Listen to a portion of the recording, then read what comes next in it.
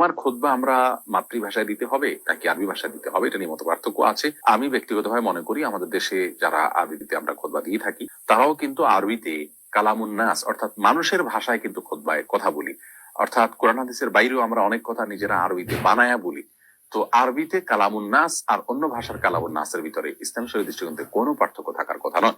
বিধায় জুমার খুতবা বাংলায় দিলে সেটাকে নাজায়েজ বলার কোনো কারণ আমি অন্তত দেখতে পারছি না। বাকি কোনটা উত্তম এটা নিয়ে মত পার্থক্য আছে। অনেকেই বলেছেন জুমার খুতবা আরবিতে দেওয়া উত্তম, আরবিয়ান স্কলারদের মধ্যে অনেকেই বলেছেন। বিশেষ করে আমাদের দেশে এই বিষয়টা নিয়ে বিতর্ক করার কোনো যুক্তি থাকতে পারে না, কারণ আরবিতে খুতবা দিলে সেক্ষেত্রে খুতবা হয়ে যাবে এ বিষয়ে কারোর কোনো দ্বিমত নাই। বাংলায় দিলে সেক্ষেত্রে বরং দ্বিমত আছে, অনেকে বিদআত বলেন, অনেকে এটাকে সুন্নাহ বিরোধী বলেন এবং নানা রকম মন্তব্য করেন। আমি শুধু এটুকু বলবো যে বাংলায় মাতৃভাষায় খুতবা দেওয়া এটাকে আমি ব্যক্তিগতভাবে যৌক্তিক মনে করি। তবে আমাদের দেশে যেহেতু আরবি ভাষায় খুতবা দেওয়ার বিষয়টি প্রতিষ্ঠিত এবং আরবি ভাষায় খুতবা দেওয়ার বিষয়টি কেন উত্তম বলেছেন নানা কারণে, অতএব সেটাকে আমরা কোনোভাবেই সুন্নাহ বিরোধী বা বিদআত বলতে পারি না। প্রথম প্রশ্ন হচ্ছে যে জুমার খুতবা আরবিতে হবে না বাংলায় হবে। এই ফতোয়াটা প্রথম শুরু করছিল ডক্টর শহীদুল্লাহ। সে প্রস্তাব করছিল যে এখন থেকে নামাজে আমরা বাংলায় তেলাওয়াত করব। কিভাবে? আলহামদুলিল্লাহি রাব্বিল আলামিন এটা অনুবাদ করব, অনন্ত অসীম প্রেরণময় তুমি বিচার দিনের স্বামী। সে তখন শহীদুল্লাহ আরবি জানতো, 8টা ভাষায় জ্ঞান ছিল।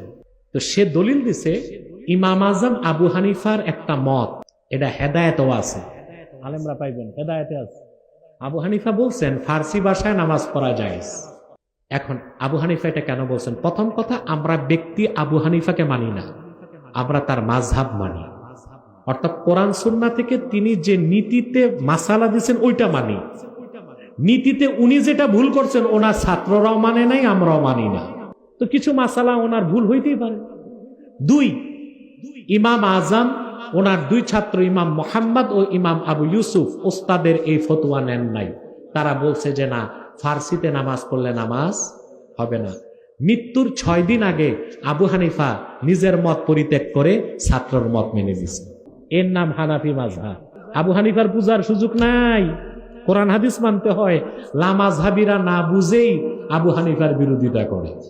2, ফার্সি ভাষায় নামাজ চলে, এটা ইমাম আজমের মুফতাবিহি বক্তব্য না।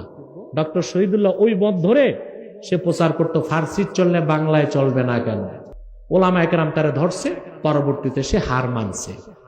ওই ধরনের ফিতনাবাজদের অনুসারীরাই বাংলাদেশে এখন প্রচার করতেছে খুতবা হবে কিসে, না হবে না, চলবে না। কারণ 1 নাম্বার দলিল, যোহর নামাজ কয় রাকাত ফরজ, জুমা কয় রাকাত, ওই 2 রাকাতের বদলায় খুতবা। এর জন্য আদব হচ্ছে ইমাম সাহেব খুতবা দেওয়ার আগে তার ওযু লাগবে।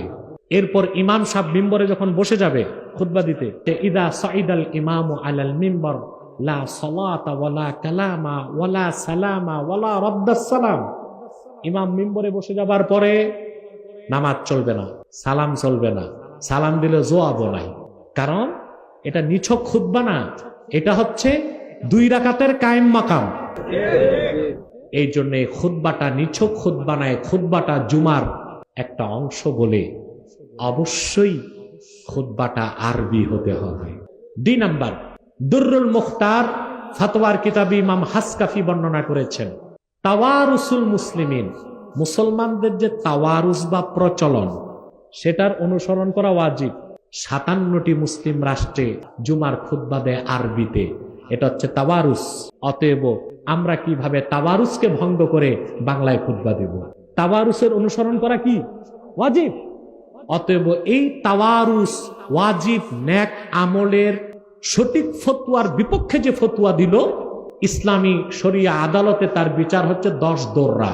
দোররা লাগায়েন না, অন্তত ধমক দিয়েন যে এইরকম ফালতু ফতোয়া দিয়েন না, সমাজে ফিতনা সৃষ্টি করার জন্য। হ্যাঁ, আরবি খুতবা সবাই বুঝবে না, তো ইমাম সাহেব তো 1 ঘন্টা ওয়াজ করে, বাংলা ওয়াজে তো আরবি খুতবার বিষয়বস্তুটা। আলহামদুলিল্লাহ, আমি দুজন শাইখের বক্তব্যই শুনলাম। আমার কাছে মনে হলো ডক্টর এনায়েতুল্লাহ আব্বাসী সাহেবের বক্তব্য যথার্থপূর্ণ এবং গ্রহণযোগ্য। আশা করি আল্লাহ তাআলা আমাদেরকে সঠিক বুঝ দান করুন ইনশাআল্লাহ।